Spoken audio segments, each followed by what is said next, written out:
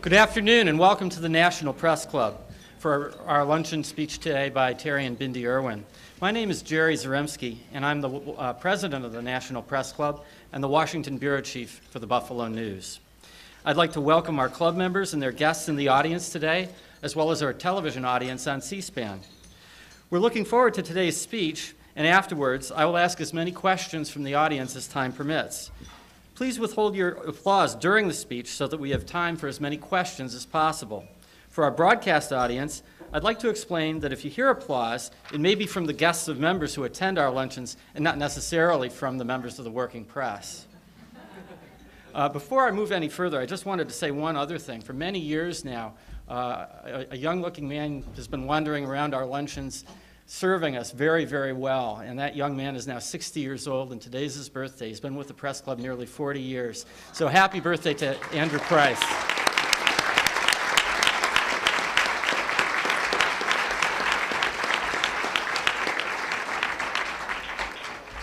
Now I'd like to introduce our head table guests and ask them to stand briefly when their names are called. Please withhold your applause until the end. Starting at my left, Ari Meltzer from ABC, Laura Robertson from CBN, Mary Lou Donahue, the producer of Artistically Speaking, Judy Bailey, the Irwin's producer, Clark Bunting from Discovery, Chelsea Martin from the Australian Embassy, John Stainton, the Irwin's manager. Skipping over the podium here, we have Melissa Charbonneau of CBN News and the vice chair of our speakers committee and the member of the committee who organized today's lunch. Skipping our speakers for a moment, we have Rick Dunham from Business Week and former National Press Club president. Allison Smith, Washington television correspondent for the Canadian Broadcasting Corporation. Jane Podesta from People magazine. Meredith Stanton from the Magazine Group. And Jeff Elliott from the Australian.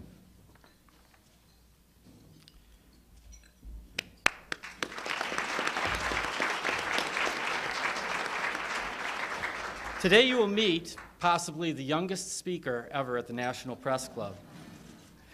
Bindi Irwin is the 8-year-old Australian girl who won the hearts of millions worldwide with her tribute at the memorial service of her late father, Steve Irwin. Our second special guest is Bindi's mother, Terri Irwin. You recognize her as co-host, along with Steve, on the internationally acclaimed television series The Crocodile Hunter and Croc Diaries. Terri and Bindi come to us just 5 months after Steve's accidental death while filming off the Great Barrier Reef. The loss is shared by millions of Steve's fans around the world who knew and loved him. As the Australian newspaper reported, when Steve Irwin died, the world stopped to mourn. Steve's true love was conservation. Irwin told Larry King that that's why he was put on the earth, to try and help conserve our trees, our wilderness, our oceans, and our wildlife. That's why I'm here. Steve's legacy lives on with his wife and daughter. Terri and Bindi join us in the midst of a 10-day whirlwind tour of the U.S., part of Tourism Australia's Good Day USA Week to promote Australian tourism. Steve met his American-born wife, Terri Raines, 15 years ago. They spent their honeymoon in the tropics of North Queensland, filming the first episode of their television series. Terri has been recognized for her service to wildlife conservation, and her charity work includes sending school equipment to the children of East Timor and providing humanitarian assistance to tsunami victims in Indonesia. But it may be 8-year-old Bindi who becomes the new face of her father's wildlife crusade. The little girl, whose favorite animals are crocodiles and snakes, is making her first U.S. appearances in sold-out concerts this month. She'll be teaming with the Australian children's hit The Wiggles and promoting Australia. And this summer, Discovery Kids Network will premiere Bindi's 26-part series called Bindi the Jungle Girl.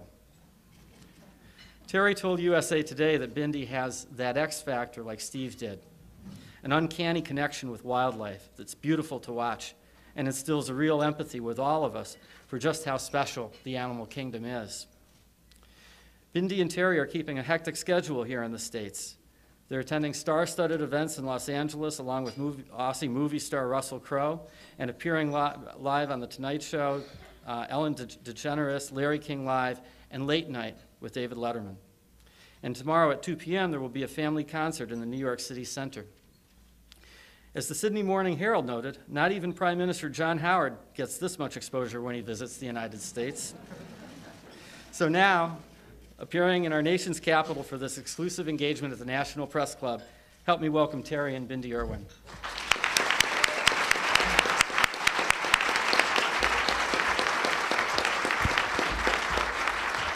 Terri?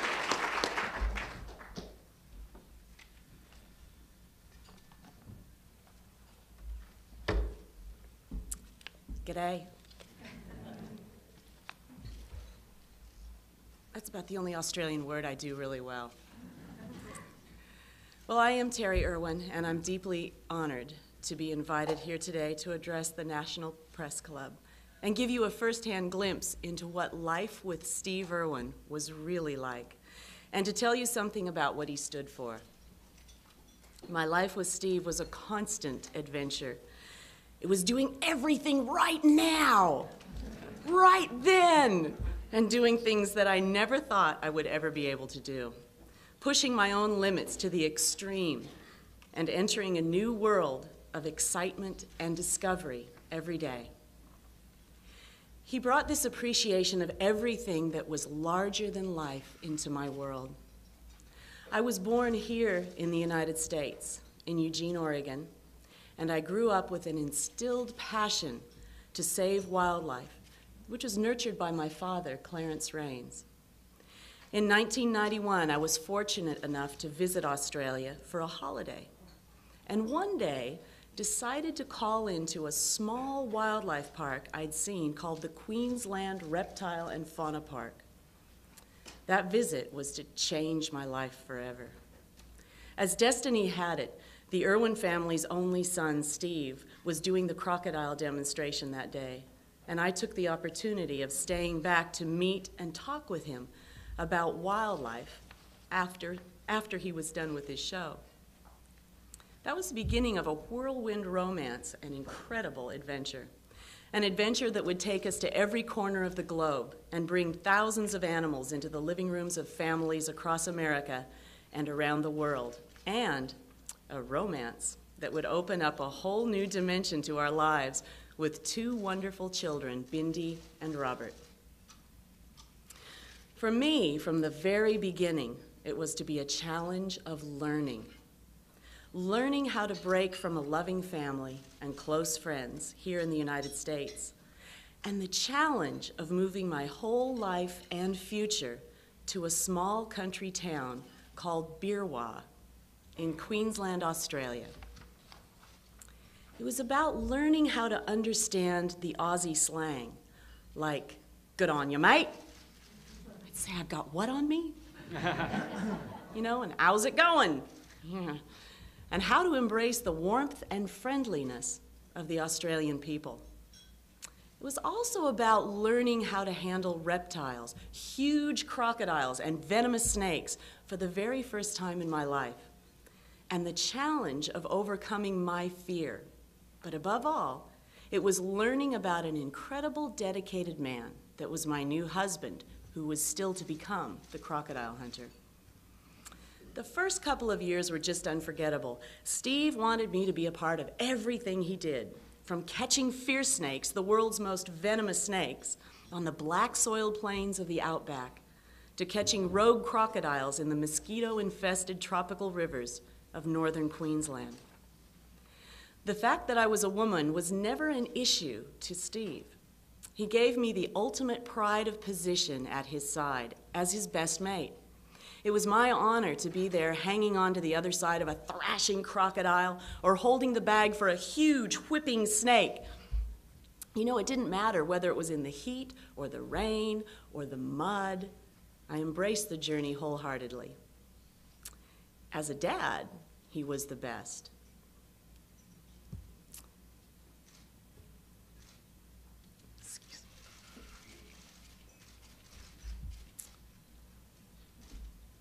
I just need to whack myself with this really quick.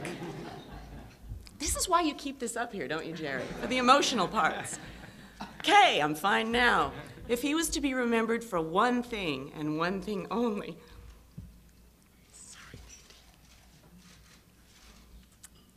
Bindi. I need you to whack me. Then it should be that he was the best dad. When Bindi was born, the world for Steve, as he knew it, suddenly changed, and it was never to be the same again. And when Robert was born, it got even better. His focus expanded to embrace his children completely. He was never happier than when he was around them. He wanted Bindi and Robert to travel everywhere with us.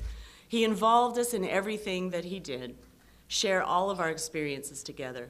We took him everywhere. Bindi and Robert have grown up in a world quite different to most families. They live in the middle of a zoo. We wake in the morning to the sounds of tigers roaring, elephants trumpeting, lemurs screaming, crocodiles roaring, parrots squawking, kookaburras cooking. Do they cook? I'm not sure. They cook. Dingoes howling. I live in a great place. You know, we've got wildlife all around us. And the children have been blessed with an upbringing that has given them hands-on experiences with all sorts of animals. Bindi has been filming with us since she was born. There went any shred of dignity I might have left. And watched and learned from her daddy every day. She's following in his footsteps just like Steve has followed in his dad's footsteps. And I think it's a tremendous gift that we're able to nurture what we see our children wanting to do and be able to help them do it. Bindi loves to sing and dance and tell the world about her wildlife. She's a natural role model for a society that has far too few standouts that set an example worthy of following. Her daddy taught her to love all wildlife, even the ones that are the apex predators like sharks, snakes, and crocodiles. And I have to tell you, I was the woman of routine in our family. I was the one who said, brush your teeth, be to bed by 8, and have a bath. Or as we say in Australia, a tub. Steve was the exciting one, the unpredictable one. Steve's the one who would show up in the morning on the motorbike for a tour of the zoo with the kids, and don't worry if you didn't brush your teeth.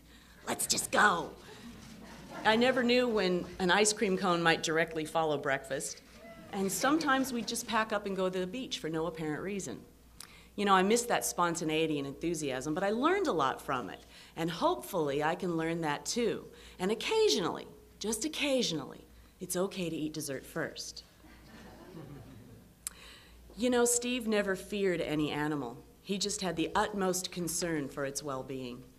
But he also held a deep concern for human life and was deeply affected by the tragic events that have unfolded around the world since 9/11.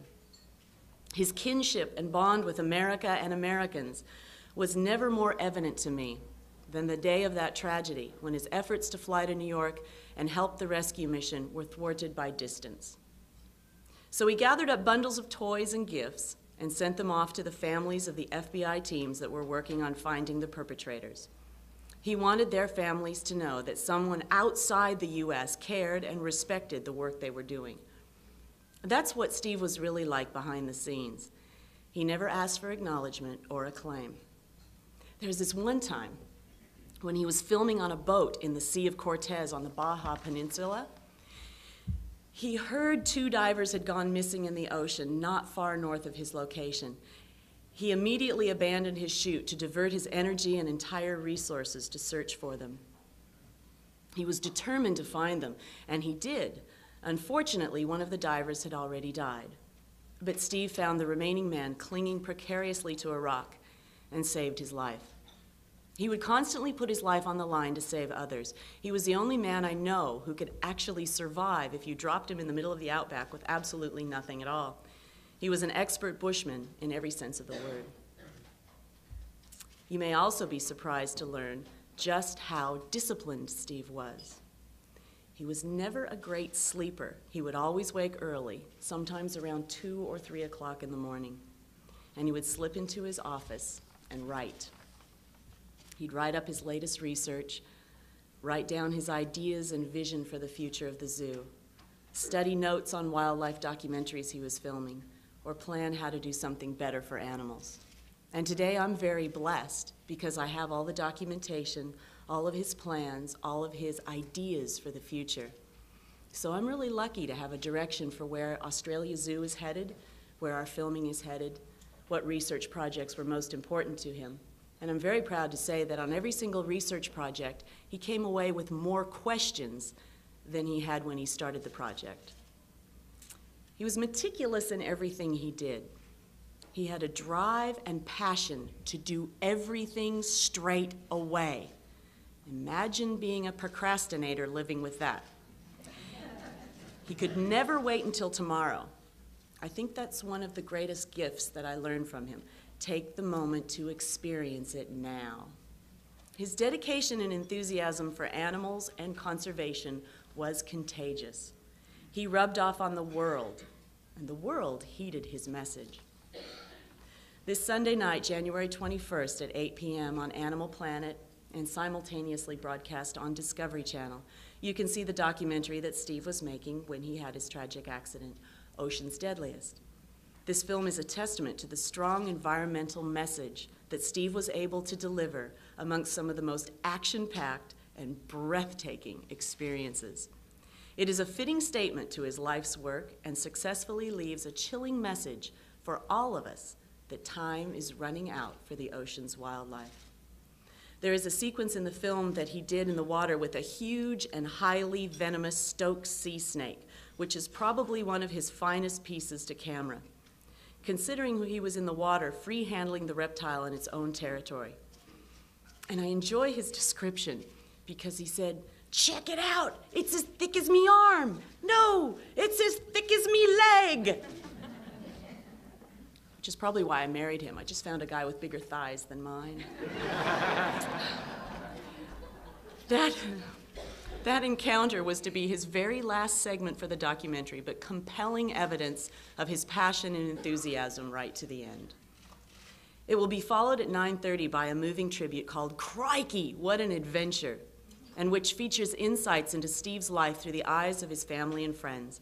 Plus, and this is really cool, a recently uncovered interview with Steve himself, filmed some 6 years ago, which has been lost in the archives until now and has never been broadcast before. And it's amazing because it's as if Steve is part of the interview. It's really well done. I hope if you get to see these special programs that you will all be inspired enough to spread Steve's message to the world through your news avenues and keep a constant vigil to make sure we heed the warnings before it's too late. All of us in this room have a duty to show those we inform or entertain, to keep wildlife and the environment in the forefront of everyone's mind, to ensure our children inherit a healthy planet with healthy wildlife and healthy wilderness. And it is an important message. It won't be until we've lost it that we realize how intrinsically entwined we are with wildlife and wild places. We are very dependent on the oceans to feed us. We're dependent on clean air and clean water. And it's an issue that was very important to Steve. Steve's sole mission in life was to bring awareness to wildlife conservation and the critical need for their habitat protection. It's predicted that our ocean's fisheries may collapse by the middle of this century. It is believed by many biologists that we are in the throes of a mass extinction, that up to 1/5 of all animal species could disappear within the next 30 years. Just think about it. We could lose precious wildlife like polar bears, tigers, hippos, some species of sharks, orangutans, and gorillas in our own lifetime. This was one of Steve's greatest concerns. We are all animals, and Steve believed by using his gift with wildlife, he could bring awareness to the world through the eyes of a television camera, putting apex predators like crocodiles, sharks, and reptiles at the forefront of everyone's attention. He succeeded. Whenever you think of a crocodile or alligator, you will always remember Steve Irwin. What a little beauty. I had to throw that in. He made the world see snakes and lizards in a different light. He made people want to help him save the world's most feared and unlovable species. He made wildlife fun and exciting for kids. He was pretty much just a big kid himself, which is why he could relate to them so well. Quit nodding, have some respect. He made the world a better place for them and for us. He believed that sustainable use, like farming of exotic animals for their byproducts of meat and skins, was wrong. He would query how killing wildlife was protecting wildlife, and how legitimizing farming of vulnerable species such as crocodiles gave the cloak of protection to the illegal trade of wildlife, which is probably one of the most devastating threats to all endangered animals. He bought large tracts of land in the middle of massive land clearing areas to provide protective wildlife sanctuaries and give animals a safe home. He fostered endangered species breeding programs and created the Australian Wildlife Hospital at Australia Zoo to help injured animals such as koalas and kangaroos hit by cars, attacked by domestic pets, or hurt through land clearing get back into the wild. He put his money where his mouth was, and in only 2 short years, the hospital is now caring for 5,000 animals a year, with expansion plans in place to bring that number to 10,000 within the next year or so. And remarkably, will probably be the largest wildlife rehabilitation facility around. It's pretty amazing. He set up a charity foundation called Wildlife Warriors Worldwide to help carry on his work on a global scale. It will expand the Australian Wildlife Hospital this year, and Wildlife Warriors is now assisting tiger conservation projects in India, Sumatra, and Bhutan, and with Asian elephants in Cambodia, as well as assisting in the establishment of the Cambodia Wildlife Hospital. You know, it's exciting work because we're there actually doing it. We're not having a bunch of business lunches and group hugs. We're not spending our money on workshops and ideas. And I have to tell you, one thing we're doing which is exciting is very simple and cost effective. We go to Cambodia and we plant chili peppers. So if you've got a crop and you have chili peppers about 6, 8, 10 feet deep all the way around your crop, the elephants come, they get a big bite, and guess what? Elephants don't like the chilies. They go blah, and then they leave, and the crops are protected. We're also doing something as simple as building towers. The towers are for fire watch and elephant watch. And when they hear an elephant coming, they can all go out in the village and ask the elephant to please go away by banging on drums and letting off fireworks. It's a fantastic way that's not hurting elephants and protecting people's livelihoods. We also support cheetah conservation in South Africa. And Steve established an international crocodile rescue unit to save crocodilians around the world. And it is amazing, from India to Cancun, Mexico, and all points in between. We've done some terribly exciting crocodile rescue work and education programs, teaching people management strategy for dealing with these amazing apex predators. All this from the aspirations of one man. It will take millions of us to carry on his mission. Probably his biggest and most tangible achievement was his beloved Australia Zoo, a wildlife park that he grew from his mom and dad's original 4 acres to a massive 80 acres, heading into a future covering some 500 acres. When I first met Steve as an innocent tourist, I must tell you I was quite impressed when I went into the zoo and met both the staff. Today there's 491 of us running a fantastic zoological facility, and we're very proud. And I always appreciated Steve's foresight. He said we needed to protect habitat, we needed to breed endangered species, and we needed to care for the individual animals. And he never lost sight of any of those. And sometimes we get a little bit too focused on one individual approach. But Steve's vision and foresight was second to none. He built a facility where people could come from all over the world to experience wildlife firsthand, to see it, to smell it, to feel it, if you're brave enough to kiss it. He wanted to put animals into people's hearts so they would want to save them forever. And by giving visitors such a personal, hands-on experience, he was creating a bond between them and wildlife that may eventually help save their kind. He loved Australia. He loved everything about it. He was probably the most fair dinkum Aussie bloke I ever met. He loved the Aboriginal culture, the unique animals, the outback, the reef, and the honest, down-to-earth people who opened their hearts to him in his final hour. He personified Australia for the world. He gave it an image of fun and adventure. He stood out from the crowd as large as the Sydney Harbour Bridge and cast a shadow almost as tall. Last week, the Australian government bestowed upon me the honor of being an Australian tourism ambassador, which I was so proud to accept.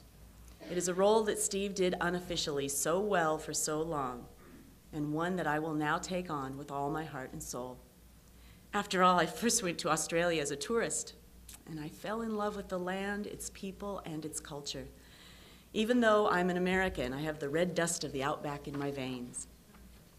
Steve was first introduced to Americans by way of a fledgling cable channel called Animal Planet in 1996. That association saw the Crocodile Hunter and Animal Planet grow together over the next 10 years, making it the fastest growing cable network in television history, and making the Crocodile Hunter and Steve Irwin a household name right across this country and around the world. Steve's wildlife adventures helped take the channel from a few 100,000 subscribers at the startup to a nearly 90 million today. I'm pleased to tell you here today that the close association between the Irwin family and our Discovery family will continue well into the future, with Discovery Kids, the Travel Channel, Discovery Channel, and of course Steve's television home, Animal Planet. Steve is alive in my heart and my mind and my soul, and I hope he will live in your hearts too, so you can channel his vision and ideals to your audiences from our meeting here today, and help me to carry on the critical work that Steve has just begun. Thank you.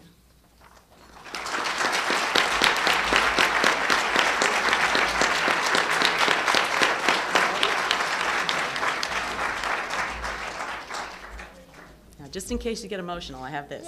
Yeah. There you go, baby. Good girl. Thank you. G'day, I'm Bindi Irwin. My daddy had a special bond with wildlife. He taught me all about animals, never to hurt or fear them. They are all nature's creatures, from ants to sharks, and they are all individuals, just like me, and we need to keep them safe. It's very sad, but in my lifetime, a lot of wildlife could disappear. We could lose tigers and gorillas, and even my favorite koalas could become extinct.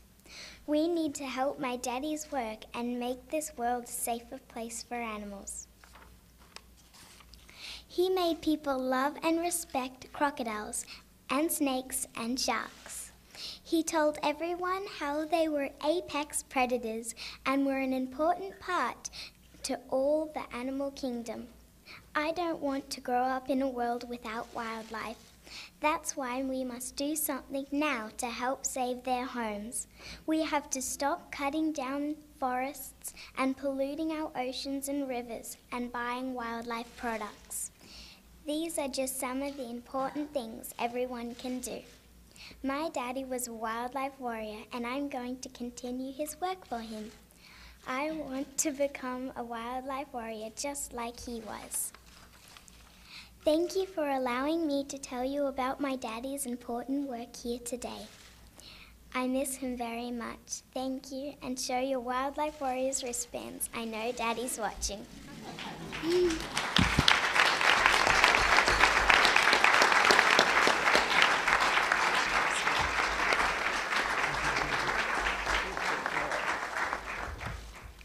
Now, Bindi, I hope you can stay with us up here for just a minute or two, because this is also probably the youngest audience we've had at a National Press Club luncheon, and there's a lot of kids out there that got some questions for you. Oh, that's awesome. Isn't it, though? Yeah. Now, Erin Cooper tells us that her favorite animal in the world is a pig. You like crocodiles and snakes, right? Yes, love crocodiles and snakes. Tell us why.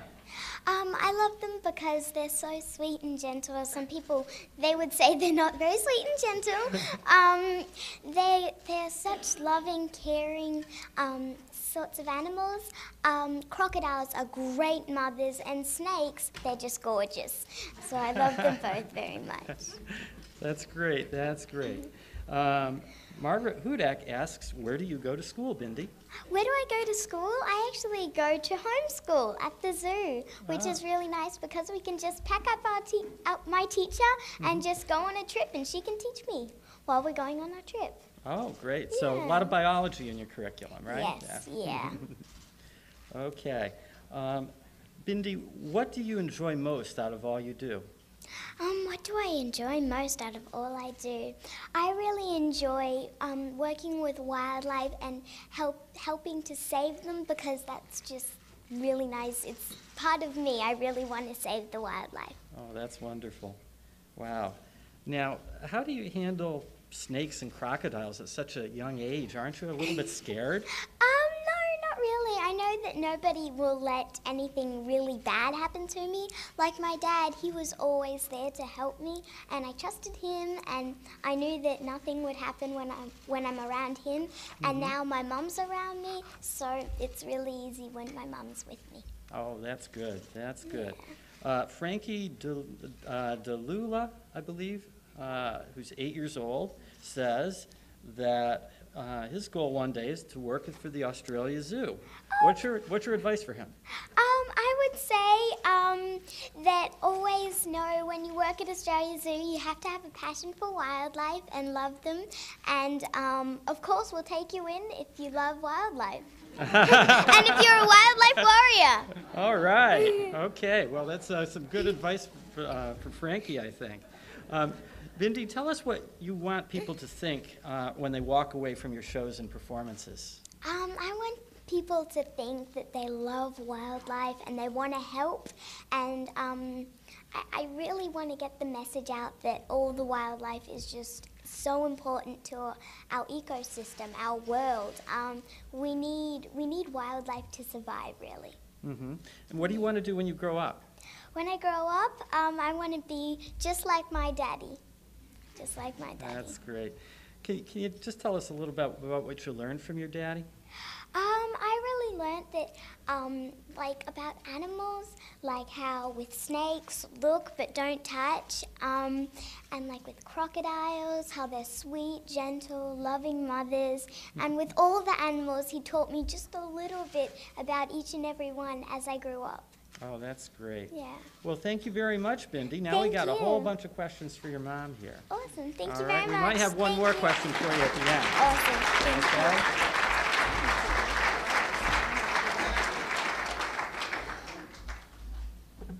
Okay, many questions for you as well. First of all, how important is it for you to remain in Australia and in close proximity to the zoo? Have you thought about moving back to America? Yeah, I think living in Australia is tremendously important because of all that Steve and I worked for the last 14 years. Also, it's very special to live in Australia. It's such a beautiful country. I mean, you have to keep in mind, this is a nation the size of the continental United States with 20 million people in it. It's a place that is beautiful and achingly remote, and yet still incredibly safe for children. At home, I don't lock my front door. It's a lovely place to live and a terrific place for my kids. It's also got some of the most interesting and endangered wildlife on the face of the earth. We have northern hairy-nosed wombats. My New Year's resolution is to help the northern hairy-nosed wombats. So this may be the first time you've ever heard of them, but there's about 120 left. 30 of those are female. They're probably some of the most endangered mammals on the face of the earth. I feel compelled to finish what Steve has started. I don't think I'll be able to finish it in my lifetime, but certainly Bindi will give it a go, and so will little Robert. I also feel a real point of pride being an American living in Australia because I can tell people just how special our country is. I first went there, after all, as a tourist, so I know firsthand what it's like to fall in love with the country. And I was really lucky afterwards to meet the man. So all you single women out there, you might want to go to Beerwah. We've got a fantastic zoological facility where Steve's ethics never wavered. Our entire life together, all money that we earned from anything Crocodile Hunter, the television shows, the movie, the merchandise, all went back into our conservation work. We've put about $40 million into Australia Zoo. We've got 84,000 acres of conservation property. We have a rehabilitation hospital that's top in the world, and we are very blessed to have projects with research throughout our environment. We're going to definitely need to do a lot of work to keep up with Steve, but I won't be leaving Australia to accomplish that. Okay. Thank you. Thanks.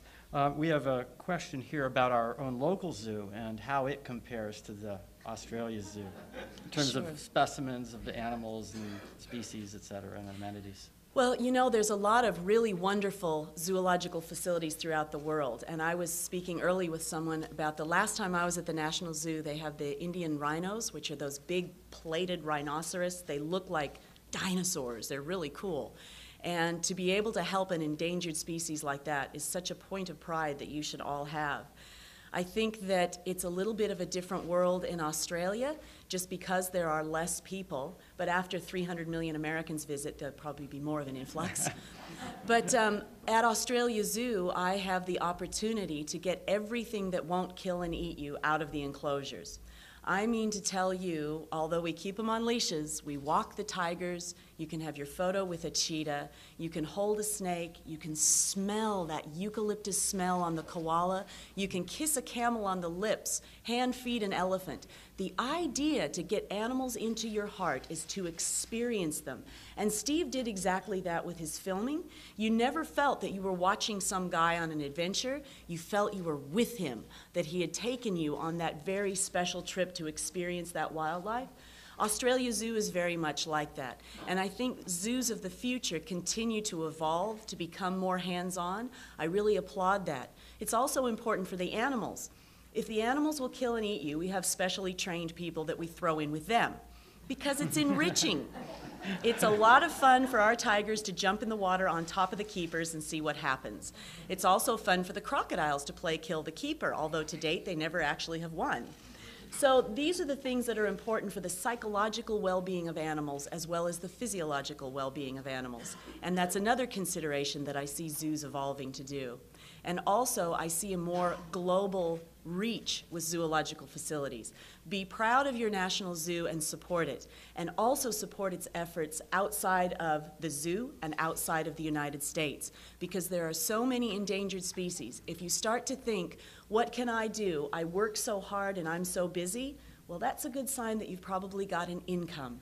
And if you can't do anything directly, then you can always contribute to someone who is working to keep the world so special. So congratulations for having such a terrific zoo here.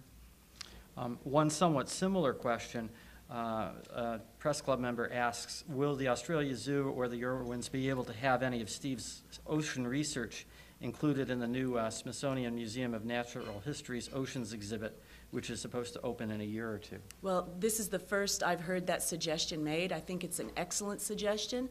I think Steve was really ahead of his time with a lot of his wildlife work and philosophies. And only 2 weeks before we lost Steve, I was discussing with him how someday I said, you know, we were discussing croc research, and he has all these philosophies and ideas and just really spinning about croc management. And I said, you know, Steve, someday school kids are going to read about what you've discovered in a book, but it probably won't be until after you're gone. And it was a bit eerie to reflect on that conversation. But I do think that he was very much ahead of his time, and the work that he did and the appreciation that he had of nature should certainly be preserved. And he didn't have more respect for any facility than the Smithsonian, so I think that would be tremendously honorable. Great. You talked about the decline of the world's wildlife. How concerned are you about global warming and how that might be contributing to that, and what should be done about it? Sure. Well, I think Steve would often talk about large issues with conservation and with humanity, and he would talk about how we don't want to be breathing oxygen in a little glass bubble and visiting a museum to see trees and not have, you know, drinking water that hasn't been manufactured. he was very adamant. And I thought, why are you rabbiting on about all that when we've got endangered species problems here? But he had this incredible foresight that the smaller issues would directly affect these larger issues. And there are many ways individuals can help. There's a sense of feeling that you have no control over the future, but you do. You have a lot of control by the way you vote, by how involved you get, and by the support that you give to people in high places making important decisions. Every one of us has a voice, and it's easy to complain in private, but it's important to be proactive and get something done as publicly as possible. And that's why I appreciate this opportunity to say there's tremendous things that can be done. As an individual, simply not purchasing wildlife products is probably the single largest contribution you can make. Because once we stop eating them and wearing them, there will no longer be an illegal trade in wildlife, which is second only to the drug trade. So there's huge issues here that we need to discuss, and I'm very proud to be working with Bindi to bring these to the forefront, much as Steve did, but every single person here has that responsibility, so thank you. Sure. Do you get the sense that there is progress being made on these fronts, that these issues were not talked about nearly as much a few years ago? Yes, I do feel that there is a tremendous change, that there is a sweeping movement throughout the world and a great awareness. For example, I had the opportunity 12 years ago to start working with the Fijian crested iguanas, and it was really amazing to me to stay with some of the villagers on the remoter islands in Fiji where they did not have a word for conservation. So now we are evolving to teach peoples in all lands the importance of preserving wild places. And for the beautiful, wonderful indigenous people, their lives are forever changed with one word: export. So now all of a sudden what you needed to kill and consume for your village is something you can kill and consume for the world. So things are changing with more awareness all around the world, and I'm very proud of that. Because as a child, I can remember I would turn on the television Sunday night to watch the documentary that was on once a week. And now we have channels completely dedicated to educating people about wildlife. And I think our future is our children. There's a lot of us old fuddy-duddy stuck in our ways people, but the kids are really starting to see the light, and that's where the future lies. And I do see a big difference. How do you explain Bindi's amazing ability to speak publicly with such confidence at such a young age? I don't know, maybe her perfect mother? Bindi, do you think that had anything to do with it, or is this something else? Answer carefully.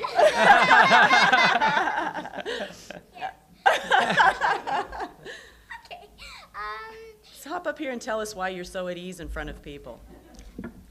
I really think that I'm so at ease with people is because I've really grown up since I was like 2 weeks old and done like TV shows with my mom and my dad, and I just think that like when you get up on stage and things, I don't really get stage fright because I've been around it so much that I'm really used to it. Oh, So that's it's really- great. We can tell. I loved Bindi. She did her first stage show outside of Australia Zoo's Crocoseum, and it was funny because the Crocoseum holds over 5,000 people, and the stage show held about half that many people. But Bindi said she had a few butterflies. I think it was 5 to be exact. She counted them. Yes, 5. But once she got out on the stage, Bindi said to me, it really felt like I belonged there and I was home. So I think a part of it is gift, and part of it is just that familiarity. You know, Bindi has been around cameras and people, and we would often have lunch in the croc enclosure during the show. So Bindi would be a little tiny 2-year-old girl, and we're having a picnic while the croc show's going on over there. And it just became very normal for Bindi. And I think growing up in a zoo, I would be an irresponsible person if I didn't make her familiar with wildlife and to be able to understand people a little bit better. Steve always said he loved crocodiles because they were very open and honest about wanting to kill and eat you, whereas sometimes people pretend to be your friend first. So Bindi Bindi has the wonderful gift of being able to talk to people and still be sensible and understand stranger danger and have that confidence and consideration of how to handle herself, which is the same as she is with wildlife. She loves crocodiles, but she doesn't run around hugging and kissing them, do you? No, no. Good girl. Thank you. Well, there was that one time, but we won't go into Yes. it. Thank you very much, Bindi. We'll have another question for you in a few minutes, but we got a bunch of questions for your mom. You know, obviously we're going to get a lot of questions about Steve as well, and so I just had a couple about that. How is Steve's father, Bob Irwin, coping? Well, I think Bob in some ways is doing it the hardest because of everyone in Steve's life. Bob knew him the longest, the entire 44 years. Bob had the opportunity to come with us on Steve's last research trip.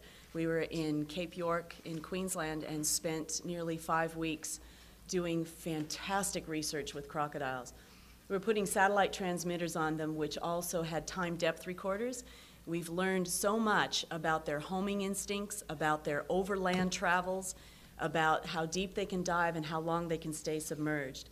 All this was important information to help with the management of crocodiles and the protection of people.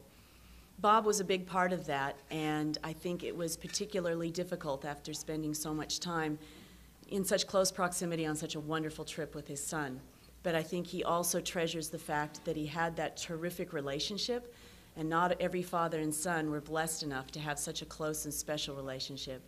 Now he's going to pass that all on to Bindi and Robert, because I don't tie knots very good, and if you don't tie knots very good, you have all kinds of problems with crocodiles.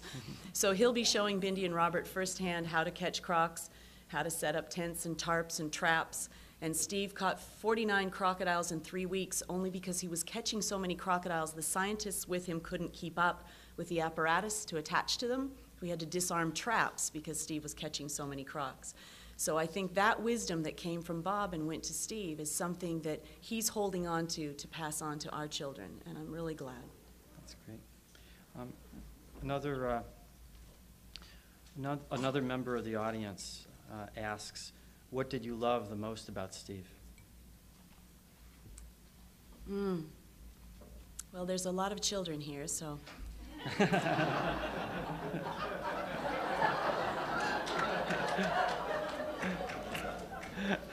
Let's just say he was fun. He was fun in so many ways and on so many levels.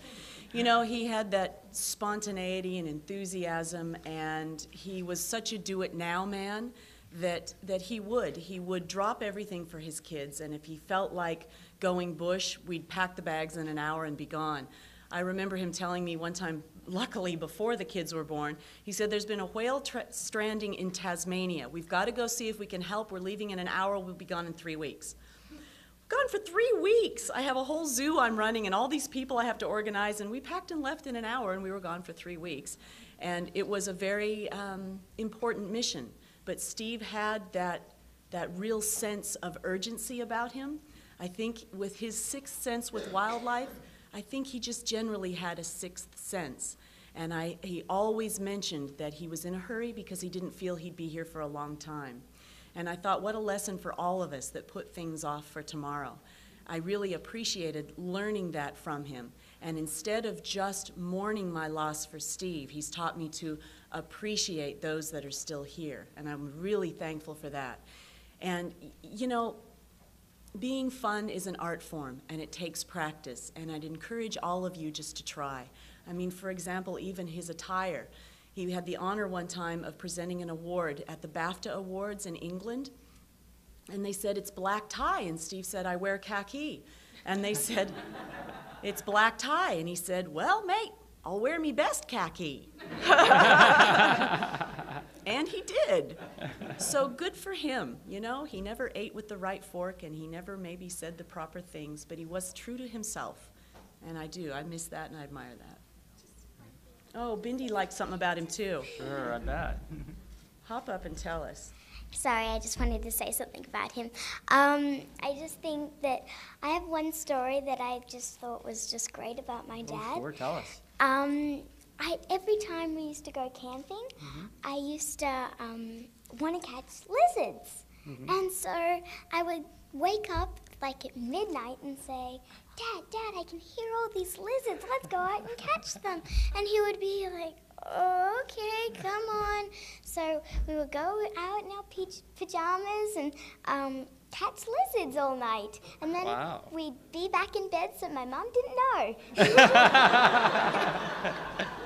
And when did you find out?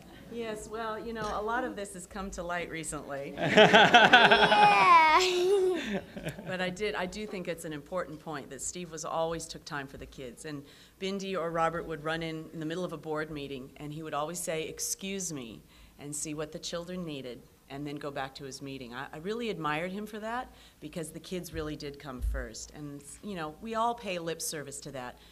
But it's a lot of work to actually do that. And it was a lot of effort for him to drag us all over the world and, you know, packing up the bags and the kids and going a little bit slower and being a little bit more careful. You know, his world changed with his children, but it really changed for the better and gave him someone to play with and have food fights with other than me, which was nice. But, Yes. But yeah, we were very blessed. That's good. Yeah. Were you surprised at the world reaction to Steve's death?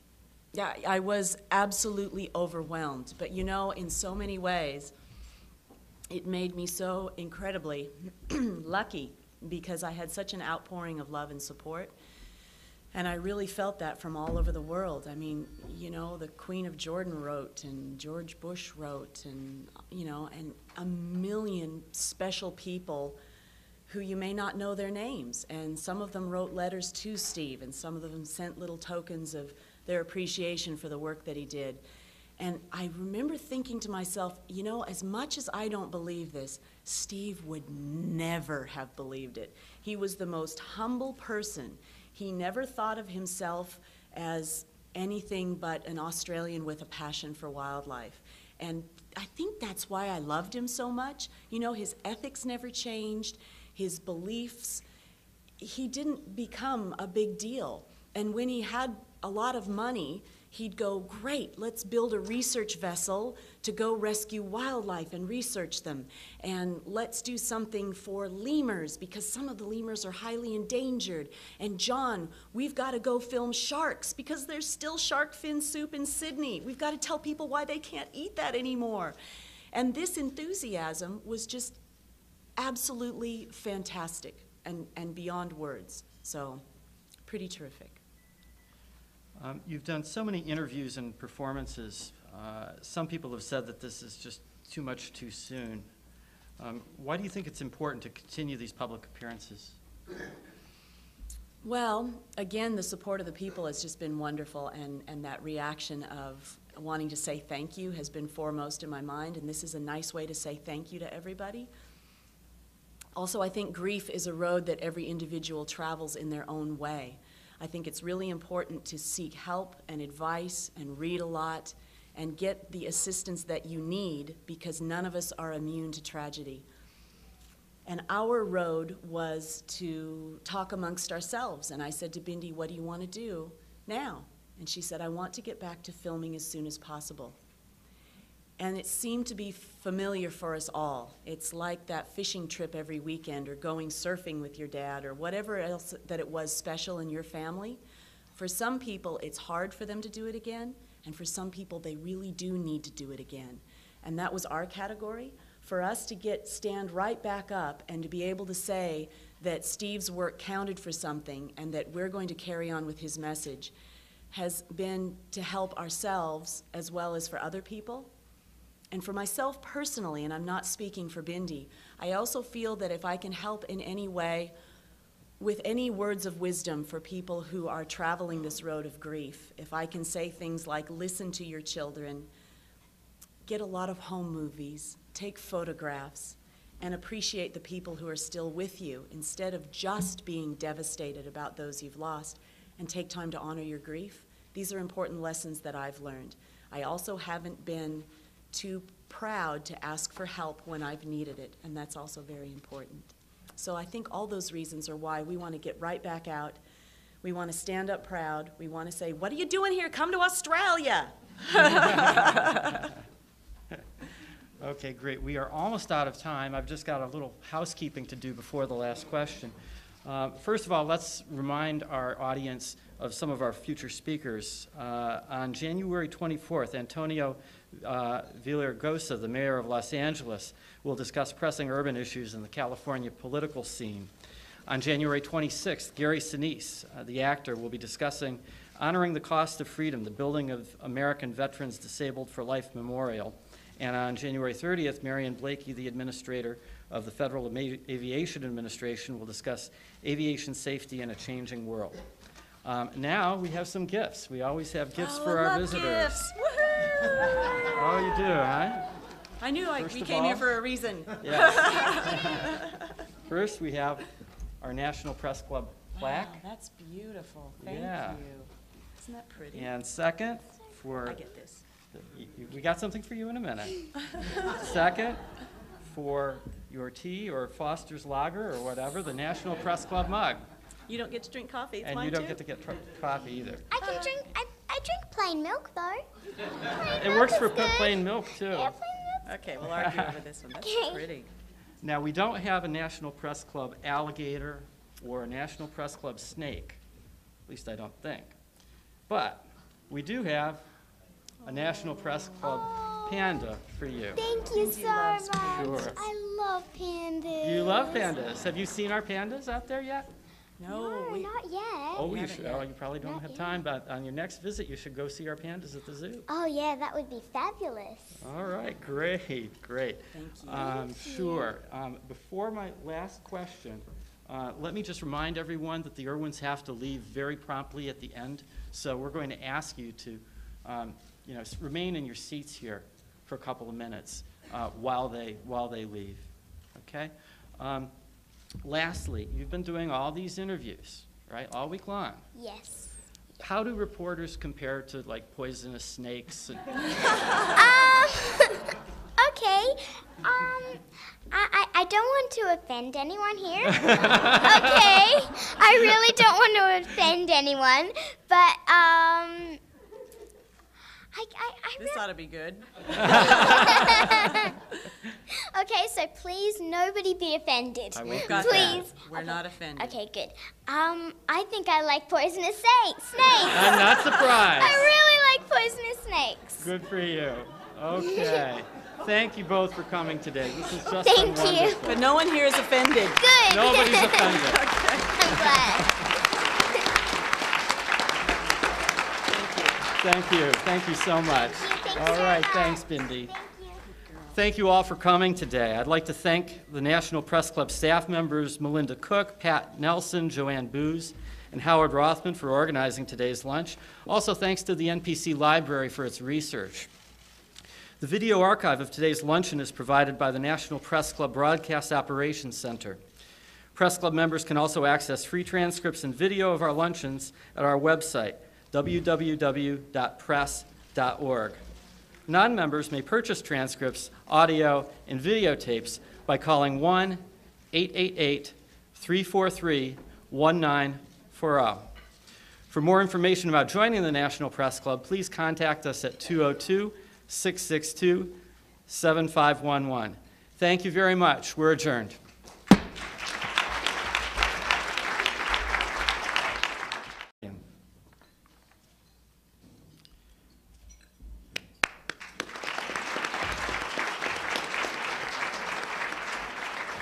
Today you will meet possibly the youngest speaker ever at the National Press Club. Bindi Irwin is the 8-year-old Australian girl who won the hearts of millions worldwide with her tribute at the memorial service of her late father, Steve Irwin. Our second special guest is Bindi's mother, Terri Irwin. You recognize her as co-host, along with Steve, on the internationally acclaimed television series The Crocodile Hunter and Croc Diaries. Terri and Bindi come to us just 5 months after Steve's accidental death while filming off the Great Barrier Reef. The loss is shared by millions of Steve's fans around the world who knew and loved him. As the Australian newspaper reported, when Steve Irwin died, the world stopped to mourn. Steve's true love was conservation. Irwin told Larry King that that's why he was put on the earth, to try and help conserve our trees, our wilderness, our oceans, and our wildlife. That's why I'm here. Steve's legacy lives on with his wife. Now I'd like to introduce our head table guests and ask them to stand briefly when their names are called. Please withhold your applause until the end. Starting at my left, Ari Meltzer from ABC. Laura Robertson from CBN. Mary Lou Donahue, the producer of Artistically Speaking. Judy Bailey, the Irwin's producer. Clark Bunting from Discovery. Chelsea Martin from the Australian Embassy. John Stainton, the Irwin's manager. Skipping over the podium here, we have Melissa Charbonneau of CBN News and the vice chair of our speakers committee and the member of the committee who organized today's lunch. Skipping our speakers for a moment, we have Rick Dunham from Business Week and former National Press Club president. Allison Smith, Washington television correspondent for the Canadian Broadcasting Corporation. Jane Podesta from People magazine. Meredith Stanton from the magazine group. And Jeff Elliott from the Australian and daughter. Terri and Bindi join us in the midst of a 10-day whirlwind tour of the U.S., part of Tourism Australia's Good Day USA Week to promote Australian tourism. Steve met his American-born wife, Terri Raines, 15 years ago. They spent their honeymoon in the tropics of North Queensland, filming the first episode of their television series. Terri has been recognized for her service to wildlife conservation, and her charity work includes sending school equipment to the children of East Timor and providing humanitarian assistance to tsunami victims in Indonesia. But it may be 8-year-old Bindi who becomes the new face of her father's wildlife crusade. The little girl, whose favorite animals are crocodiles and snakes, is making her first U.S. appearances in sold-out concerts this month. She'll be teaming with the Australian children's hit The Wiggles and promoting Australia. And this summer, Discovery Kids Network will premiere Bindi's 26-part series called Bindi the Jungle Girl. Terri told USA Today that Bindi has that X factor like Steve did, an uncanny connection with wildlife that's beautiful to watch and instills a real empathy with all of us for just how special the animal kingdom is.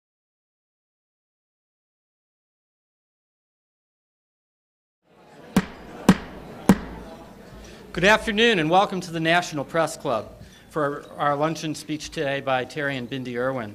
My name is Jerry Zaremski and I'm the president of the National Press Club and the Washington bureau chief for the Buffalo News.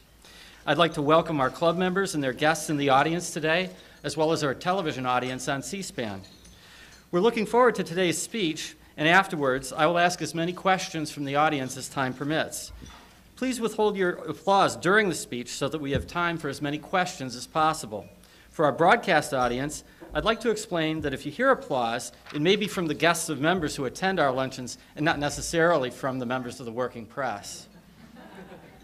Before I move any further, I just wanted to say one other thing. For many years now, a young-looking man has been wandering around our luncheons serving us very, very well. And that young man is now 60 years old, and today's his birthday. He's been with the Press Club nearly 40 years. So happy birthday to Andrew Price.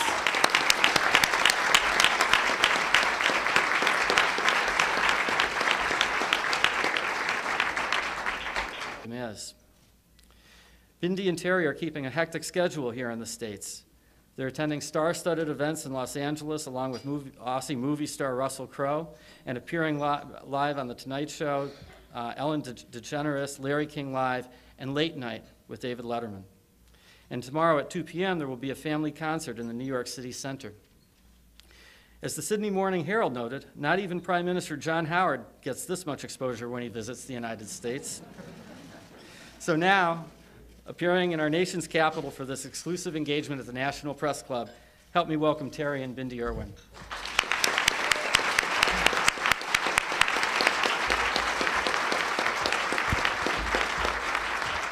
Terri?